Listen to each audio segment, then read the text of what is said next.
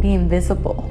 He was living a double life. My name is Melissa Moore, and my dad is a serial killer. He was a long-haul trucker whose road trips became a killing spree. Jesperson gave grisly details of how he killed 23-year-old Tanya Bennett. Forced my fist into her throat, grabbed the rope and tied it around her neck. A murderer with that notorious nickname. Little did I know the happy-faced killer is my own father. Tonight, his daughter coming out of the shadows and going public about the father who could be so loving, but sometimes lethal. Did you choke all of the women? That's what I had done with the first one, so I never changed. It worked the first time, so I went to the second and third, fourth, and fifth, sixth, and seventh. About the day her children met their serial killer grandfather in prison. That's one moment in being a mother that I wish I could take back. And about the doubts that have haunted her. Maybe I was a monster like him. But now she has a new mission, seeking to atone in a way for the sins of her father. Oh, here we go.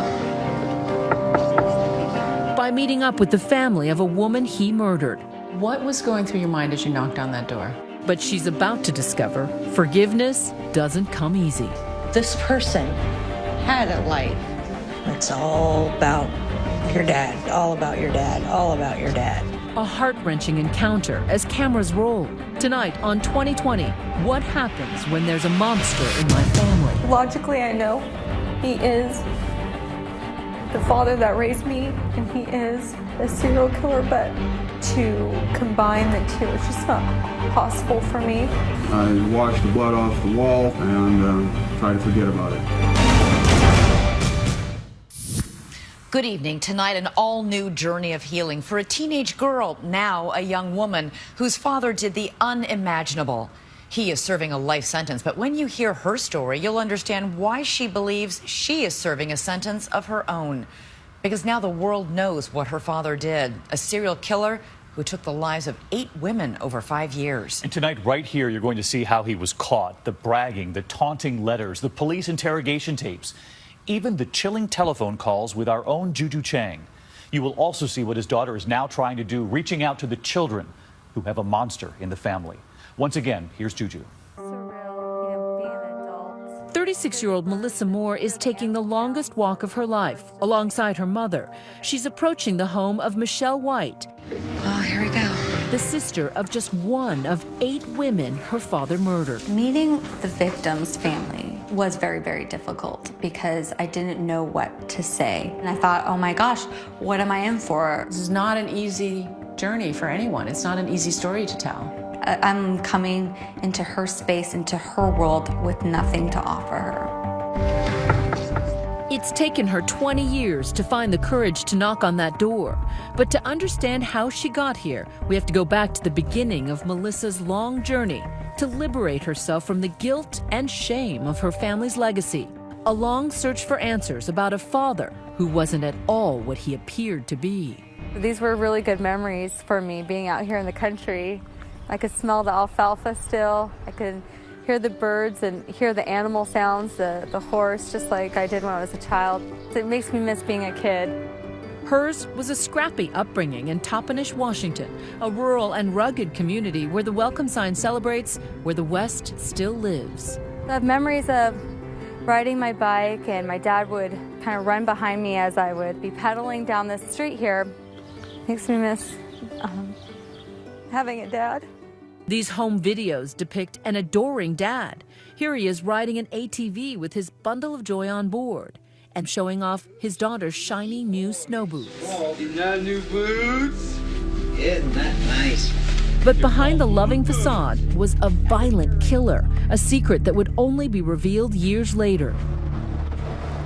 Melissa's the oldest of 3 children and always looked forward to when her dad, a long-haul truck driver, would return from a trip.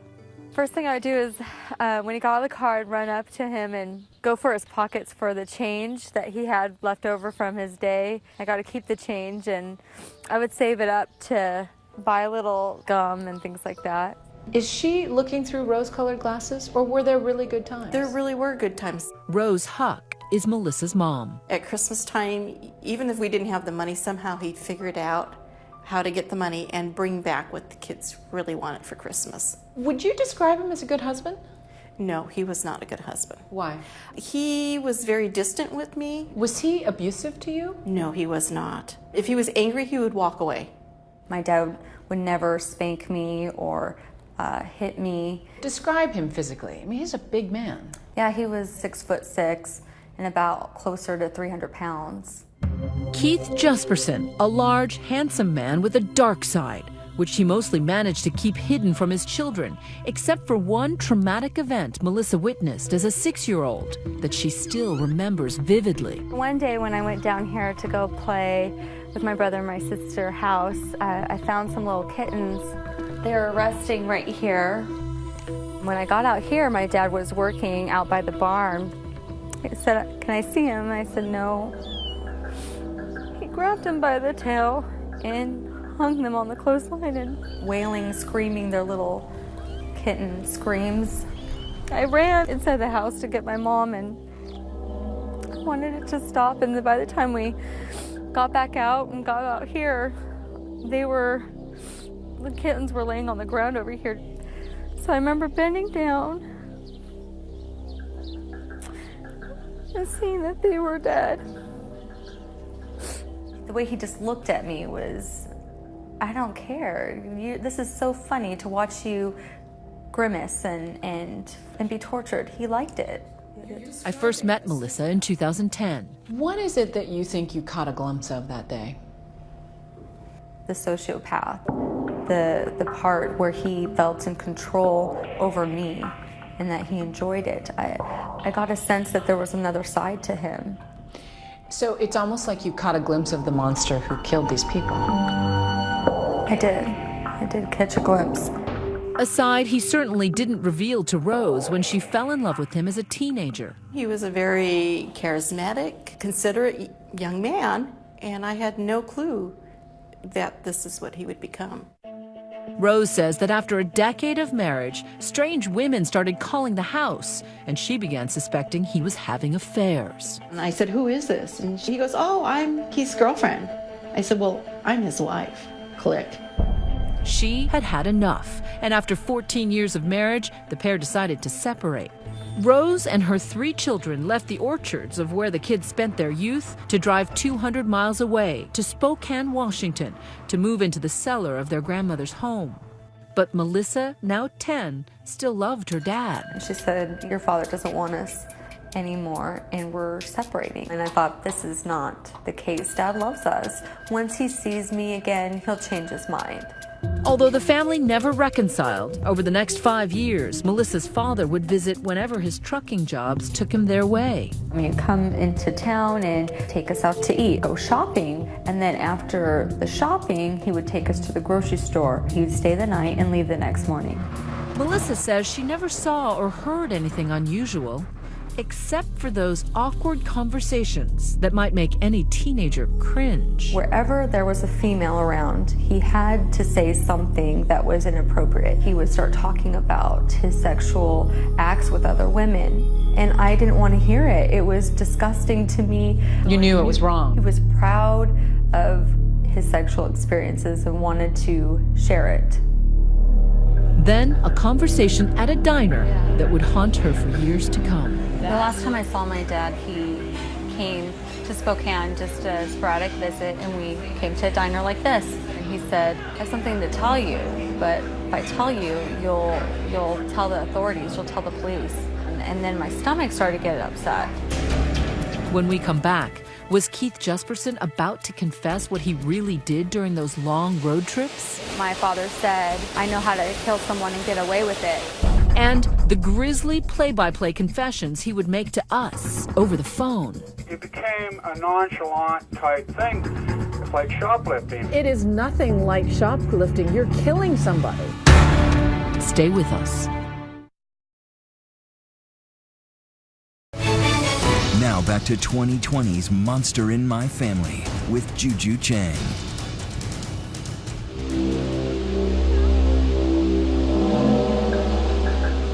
It's absolutely breathtaking. You have a lot of fond memories of your dad here. Right, I do. After Melissa Moore's parents got divorced, her dad, that long-haul trucker, still made an effort to visit. Summer meant precious time together. You know, I was amazed at over your lifetime how often he wanted to come to see you. I mean, he wanted to be a dad. He really did. Keith Jesperson grew up in British Columbia, Canada, the middle child of 5. He'd always loved camping and the outdoors. Later, when he would take his own children to Oregon's Multnomah Falls, Melissa says it brought out the kid in him. He'd swim right in here, he'd go under the waterfall, and he would just have fun, laughing, and like nobody was around. But back on the road, conversations sometimes veered to the grotesque, which Melissa wrote off as fantasy. One time, as we're driving up the old scenic highway, my father said, "I know how to kill someone and get away with it." So I thought maybe the detective magazines was something he's really into, the forensics and crime, maybe he's into that. Though she had no idea at the time, turns out what he was talking about was an actual murder, one he had just committed.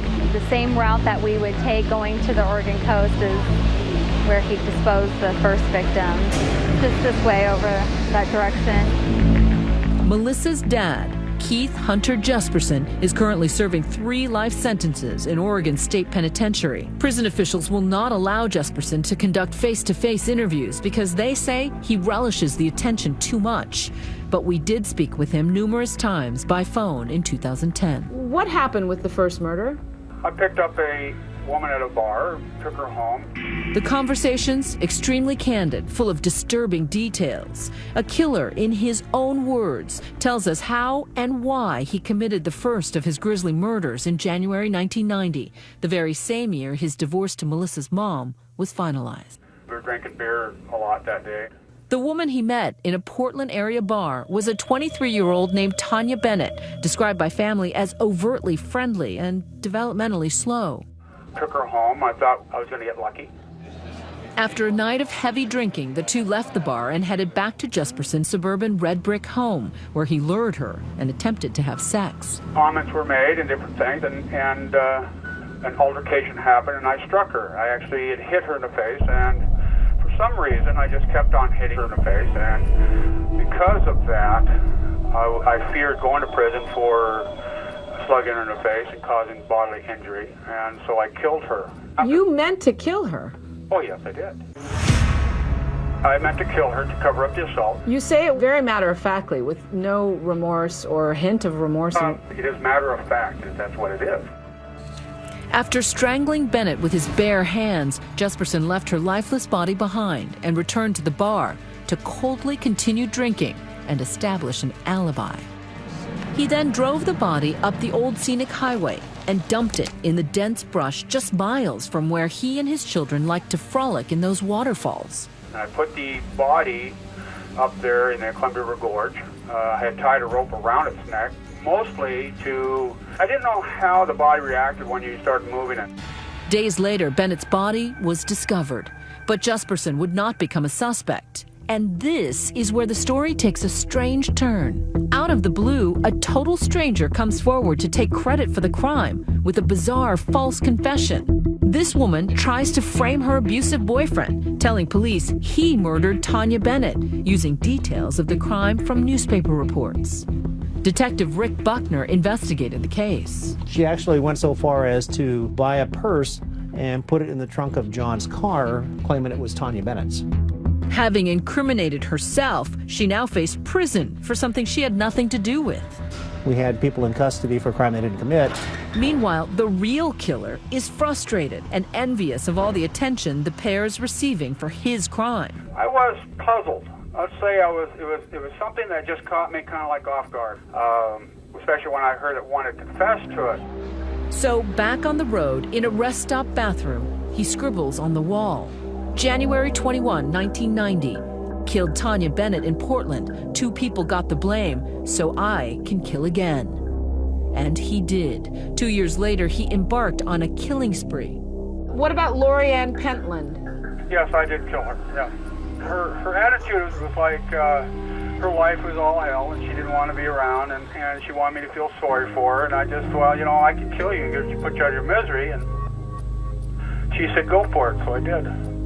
She asked you to kill her? Well, I told her that, you know, if your life's so bad, why don't you just end it? He recounts the details of his crimes with a chilling lack of emotion. There was Cynthia Rose. You killed her over a parking spot? Yes, I did. It was supposed to be a parking spot. Number 5 and 6 were Jane Doe's. In 1995, number 7, Angela Sabrese. Killing her, it seems, wasn't enough. Is she the victim that you tied under the truck? Yes, she is, yeah. Why did you do that?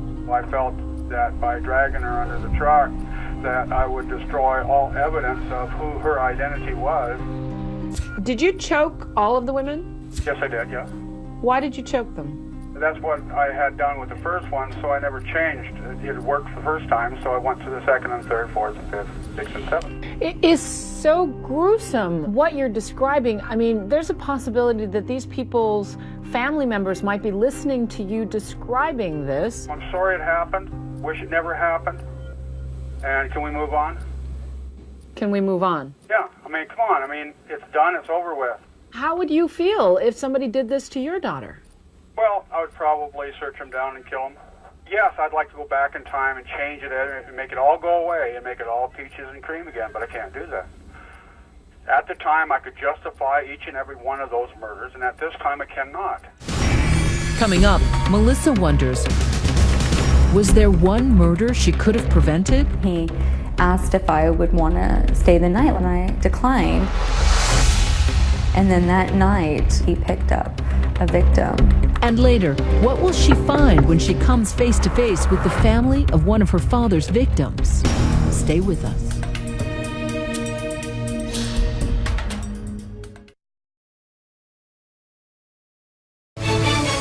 Monster in My Family continues. Once again, Juju Chang.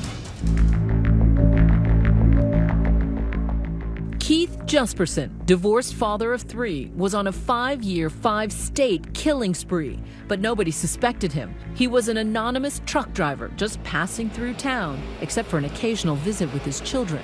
He came into town to visit, and he asked if I would want to stay the night like we would always do when he'd come into town. And I declined, and then that night he picked up a victim.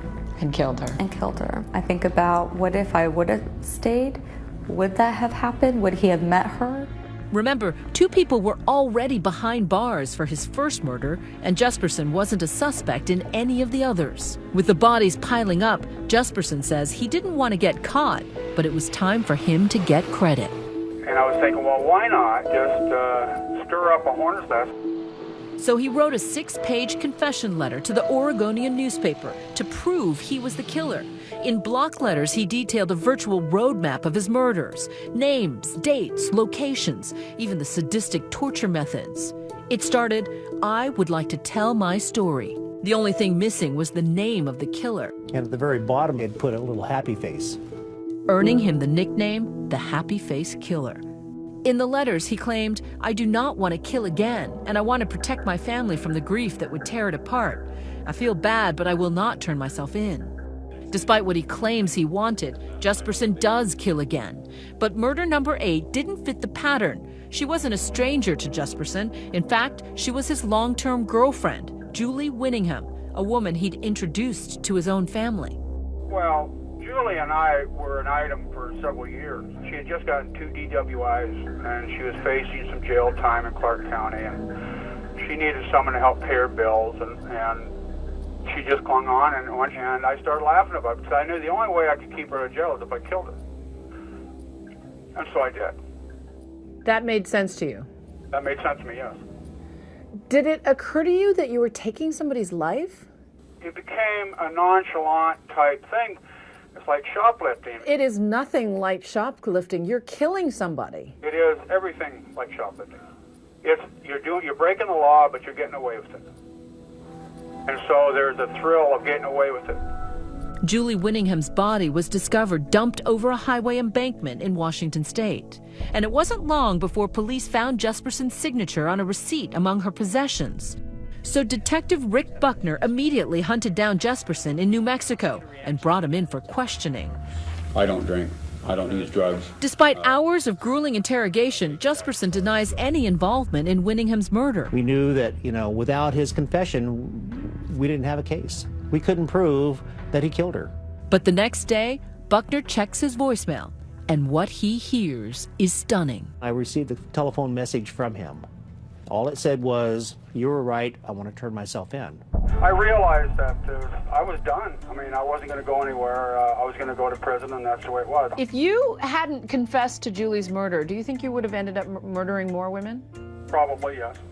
I think he wanted to be noticed. In the letters that he had written to the newspaper, he wanted to be recognized for what he had done. I think that's probably the only reason he turned himself in.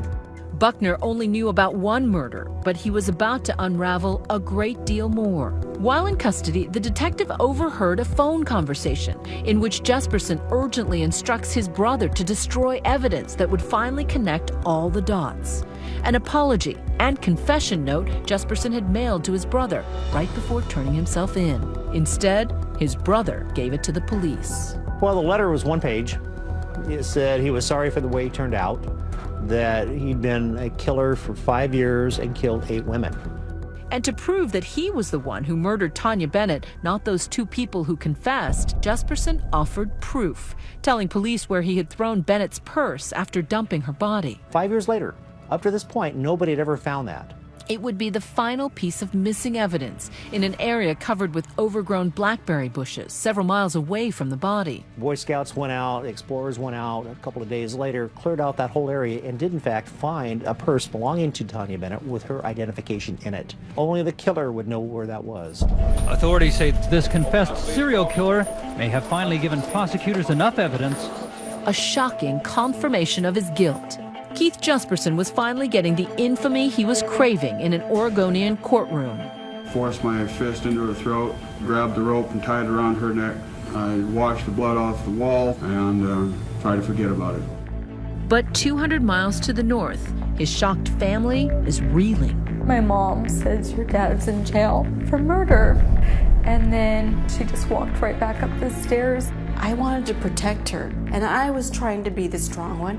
And the way I felt to protect them was by banning any kind of media into the home. I pushed her down on the bed. Jesperson says. Forced my hand right down on her. Jesperson. I turned around and grabbed her. Searchers found her body. What were you feeling at the time? Anger. The happy-faced killer. But Melissa, now a high school student, felt compelled to learn more. I went to the local library to see what was happening with the trial with my dad. I grabbed her by her hair and just yanked on her, pulled her right onto the pavement. Hit the pavement. I can't remember if I put her face down or face up. If it got any contusions or any of that category, it could be after death markings. I don't know what I can say to the families to tell them that, they're not going to like me, I know that. But she didn't suffer. I was so ashamed of who my father was. He brought us up believing that we needed to be good people, yet he was a total contradiction. Well, how do you deal with the shame? I wanted to hide. I wanted to be invisible. It's like the ultimate family secret. It is. But she can't pretend forever. When we come back, how do you tell your children that their grandfather is an infamous serial killer, and your secret fear that his bad blood might even run in your veins? I started to feel associated to his actions, that maybe I was a monster like him. Plus, panic at the penitentiary. What happens when her kids come face to face with the monster in their family? That's one moment in being a mother that I wish I could take back. Stay with us.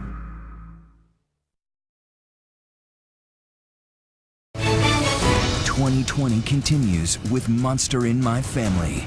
Here again, Juju Chang. By 2000, the nation had long since forgotten about the happy-faced killer and the 8 lives he'd cut short. But for his daughter, Melissa Moore, it's a memory she could never erase. When she was 21, she met a nice guy, Sam Moore, at a church dance. Things moved quickly, but she was nervous about the dark secret she had held inside for so long. I knew that our relationship was going towards marriage, and I thought, well, this is something that he's gonna need to know. My guess is that you have a very vivid memory of telling Sam. I do. I have a very vivid memory.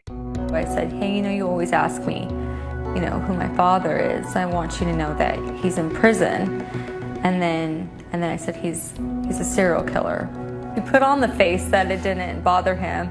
I just loved her so much that I wasn't concerned about it. I know your parents and your family had a little bit of a hard time. There was some resistance, absolutely.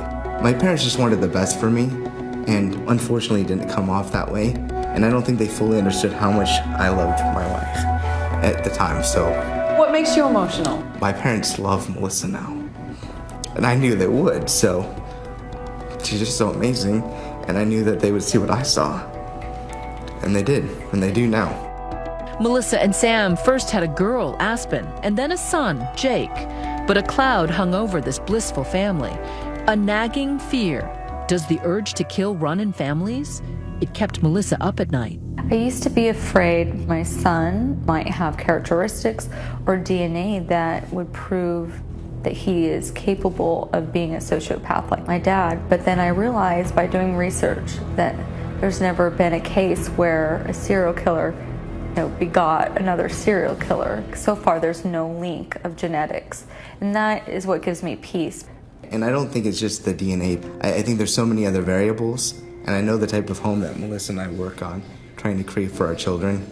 But as the Moores were settling into a normal life, letters continued arriving from her father, begging her to visit him in prison. It had been 10 years since Melissa last saw him, and it seemed those letters were finally beginning to wear her down. I was kind of curious to see if I saw my dad, would he look like what I remembered him looking like, or would I see him as the convicted serial killer? We anticipated meeting him behind a plexiglass wall, orange suit, phone. Though Melissa and Sam brought along their then 4-year-old daughter and infant son, they say they never intended for them to see their grandfather behind bars. They were told there was a child care center on the premises, a place they thought the children could wait safely. But it wasn't what they thought. There was a child center there, but the child center was where children could play with their parents that are imprisoned. And then I started noticing men around us that were in denim outfits with numbers on their shirt. And there were armed guards. And I then realized that we were going to meet my wife's father in person. At first glance, a typical family snapshot, but it's actually a prison-issued photo op. Behind the forced smiles, Melissa and Sam were horrified. And the whole time, I watched his interaction with Melissa, and I know what he is. I know what he's done. And I saw how it could be so confusing. The meeting wasn't what Jesperson expected either. It was uncomfortable. The last time I seen my daughter, she was 15 years old, and all of a sudden she's a mother and has children of her own and has a husband I've never met before. He shook my hand, and he actually said, "Thank you for marrying my daughter. It's great to know that she's married somebody that's willing to protect her." And that threw me off guard. I'm kind of like thrust into their world, and they're into my world. And how do I react to that? It's complicated. I didn't want to talk about that he really was a convicted serial killer at that moment. I wanted to play that he was my dad. But Melissa says it didn't work. Her then 4-year-old daughter got a creepy feeling from the tall stranger in a denim uniform. Did she realize that this was her grandfather? No, she didn't know who this man was. Which probably eases your guilt, because I know you feel bad about that. I do. That's one moment in being a mother that I wish I could take back. That was nearly a decade ago. Since then, Melissa and her husband have decided to keep their distance because staying in touch seemed to be doing their family more harm than good. Nevertheless, the letters kept coming, and Melissa kept reading, but one was simply too obscene to overlook. He sent me a birthday card that had a drawing of a naked lady on the cover, and on the inside it read, "Your husband sees you like this, but I still see you as my little girl."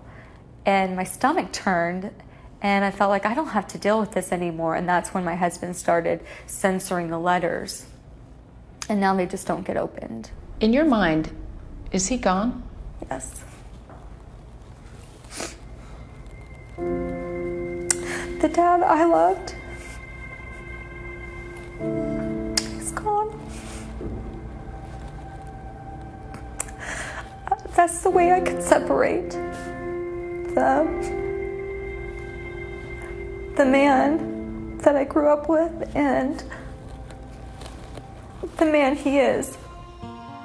Their son Jake is now 11, and Aspen, a teenager about to enter high school. When I caught up with Melissa late last month, she said she still struggles with navigating the story of their grandfather's sadistic past. It was really tough to try to find the resources to tell my children who their grandfather is. There's no books, like what to do if your dad's a serial killer. There's no pamphlets, no support groups. And the best answer that I could find for myself was just little by little. In order to destigmatize the monster in her family, for her children, Melissa Moore decided to take a brave step and come out of the shadows to share her story. And now I can move on from the darkness and close that door. But before she can completely close that door behind her, here we go. Another one must open. When we come back, Melissa's new mission, meeting the family of one of her father's victims. But the reception wasn't exactly what she'd been hoping for. In reality, we have to relive every moment. When 2020 returns. "2020 continues with Monster in My Family. Once again, Juju Chang.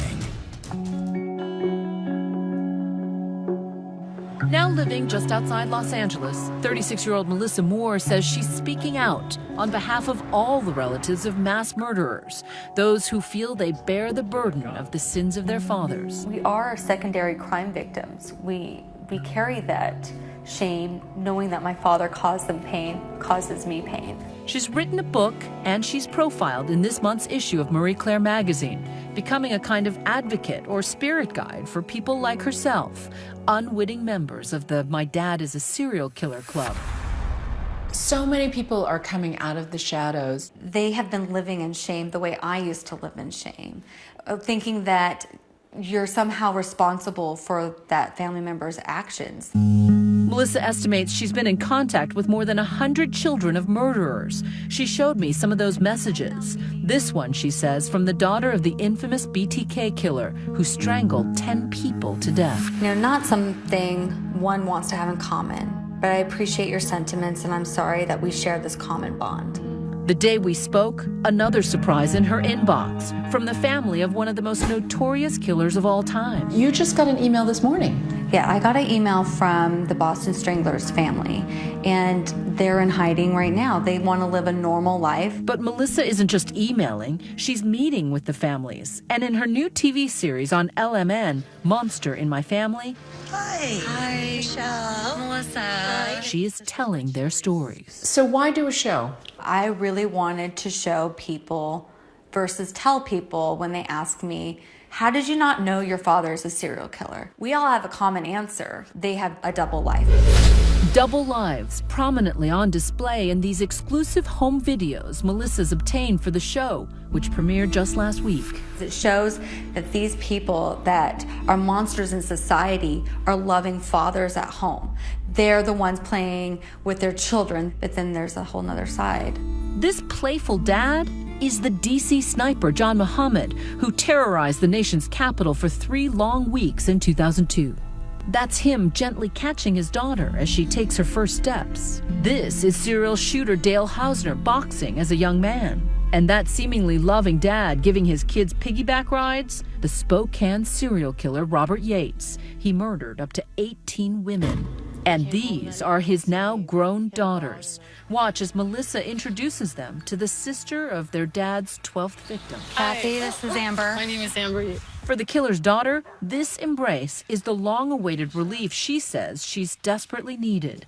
These face-to-face meetings, a cornerstone of the series. Give me an overall sense of what it was like to witness the reunions of the family members of those whose victims they hurt so badly. It really felt like a sacred space. The emotion, the vulnerability that each family came to the table with. But now it's Melissa's turn to come face to face with the sister of a woman her dad murdered. Today, my mother and I are meeting one victim's sister to reach out and express our sorrow for what my father did. Oh, here we go.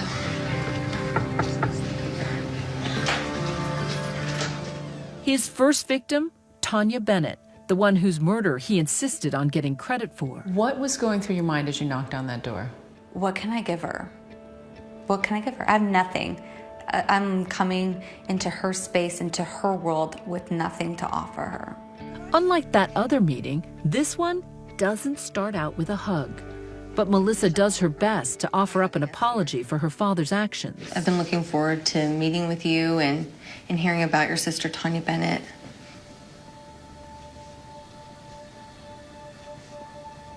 And I want to express my condolences for your loss. I know it can never bring your sister back. No, I was the closest to her, so why would anybody do what they did? But they did. Michelle White, Tanya Bennett's sister, has a hard time making eye contact. She reacts slowly, but as they look at photos of Tanya from happier times, a tense Melissa tries again. I'm ashamed that he's my dad. Yeah. I'm ashamed that he has no remorse. I'm ashamed of how he treated your sister and what he did to your sister. And I didn't hear Tanya's story. Her story hasn't been told. No. It's all about your dad, all about your dad, all about your dad. And you have done a book about how you grew up, but this person had a life, and you yourself had made it more public. Michelle unleashes her emotions, telling Melissa that her publicity only puts her family through more pain, reopening old wounds. In reality, we have to relive every moment from the time she walked out that damn door that I should have stopped her. You were met with a little bit of anger. And she said quite eloquently, you made me have to relive that all over again by making it so public. To hear it from her, you know, that hurt. I'm not gonna lie, it hurt. But then, as the meeting comes to an end, I'm thankful that you did meet with me. So I want to say thank you to that. Michelle surprisingly offers a bit of solace. But don't ever feel guilty of what your dad did. Don't ever feel guilty, because it's just because you came from him doesn't mean you did it. I want to just thank you for your time and a tearful goodbye. Sorry, I'm just full of tears and I give you. And finally, that elusive hug.